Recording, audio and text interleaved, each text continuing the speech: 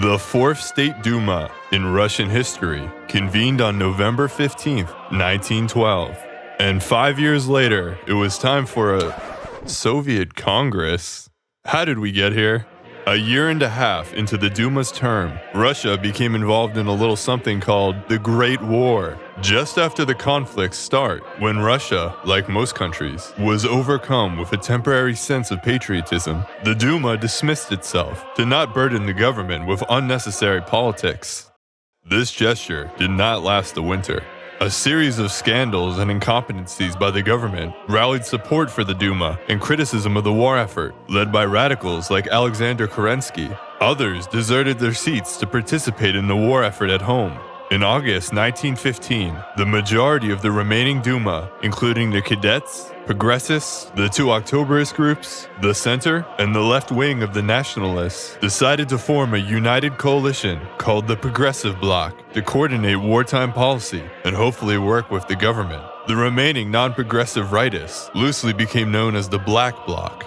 Meanwhile, for the Socialists, the Second International had agreed that they should all oppose militarism, only for virtually every party to fall in line when war actually broke out. In Russia, most socialists adopted a defensist position, that Russia had a right to defend itself against aggression, and so tentatively supported the war, insofar as it was about repulsing the Germans. A minority split off as internationalists, meaning they supported an international negotiated peace. However, Lenin's Bolsheviks adopted the more extreme defeatist position, that they should actually stoke the defeat and collapse of their respective governments to bring about a series of civil wars and thus revolutions across Europe. As a result, the Bolshevik Duma group was quickly arrested. The unified coalition was a last-ditch effort to try and save Russia from defeat and revolution. Initially, convinced by his wife and old man Karamikin, the Tsar continued to hinder the Duma, but it re-emerged in 1916 and had some limited successes. Many Duma deputies also took part in other avenues of government or public organizations, which had picked up much of the slack. And so this went on, until February 1917, when mass protests in the capital escalated into a revolution, compelling the Tsar to abdicate soon after. Soviets were being formed again, and at the Tauride Palace, a provisional executive committee was formed, calling on the workers to elect a new Petrograd Soviet. Now, a quick word about Soviet democracy. In contrast to conventional representative democracy, this system is based around groups of people electing a council amongst themselves, which then elects representatives to larger councils if needed. The people below can in theory recall and replace their representatives at any time.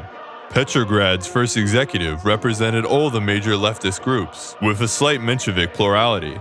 It was chaired by two Menshevik Duma veterans and the Trudovik deputy, Kerensky. Meanwhile, on the other side of the building, the old Duma, led by the Progressive Bloc, was figuring out what to do. Afraid of the mob outside, but also of illegally usurping power, they were hesitant to declare themselves head of anything. Finally, they agreed to a temporary committee consisting of many of our old pals from the Duma. For a combination of reasons, the Socialists didn't directly take power, but they also used the power of the Soviet to pressure the Duma into agreeing to a socialist platform, including a constituent assembly to decide the future government of Russia, just as they had wanted 12 years ago. In the meantime, a provisional government was created, led by Prince Lvov, mostly made up of former Duma leaders, and Kerensky, the sole socialist and Soviet representative. Through a lot of maneuvering, he was now in two governments at once, the informal leader of the revolution. Despite its problems, the provisional government passed sweeping reforms. It also had the difficult task of preparing for the Constituent Assembly and struggled to arrange a voting system. The elections were finally scheduled for November, but more on that later. Back to the Soviet, in April it sponsored a conference to prepare for a National Soviet Congress. In the process, affirming defensism, the Constituent Assembly, and cooperation with the Provisional Government. But then Lenin came back into town and issued the April Theses. To the shock of his own party, he was now calling for an immediate second revolution, for all power to the Soviets. Far more radical than what was previously considered possible, getting the party behind the Theses would prove a challenge. The Bolsheviks were still a minority overall, making the plan seem unfeasible. It was also assumed the Soviets were transitory before the Constituent Assembly, and the Bolsheviks were hardly the most influential among them. In fact, the interests of the Bolsheviks and the Soviet often clashed during the summer. Still, by the power to the Soviet slogan, the Bolsheviks were beginning to co-opt the Soviet popularity, and as people became disillusioned by the ongoing war and the government crises over the next few months, it would be the Bolsheviks and other maximalists who were gaining support.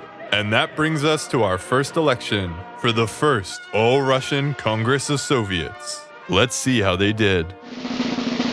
And the Bolsheviks lost to the SRs with 305 representatives, followed by the Mensheviks with 256, then the Bolsheviks with 105. The non-factional group followed with 73, the Internationalists with 32, and all other groups sending about 51 representatives collectively. This then produced an executive committee dominated by Mensheviks and SRs, followed by the Bolsheviks in a distant third.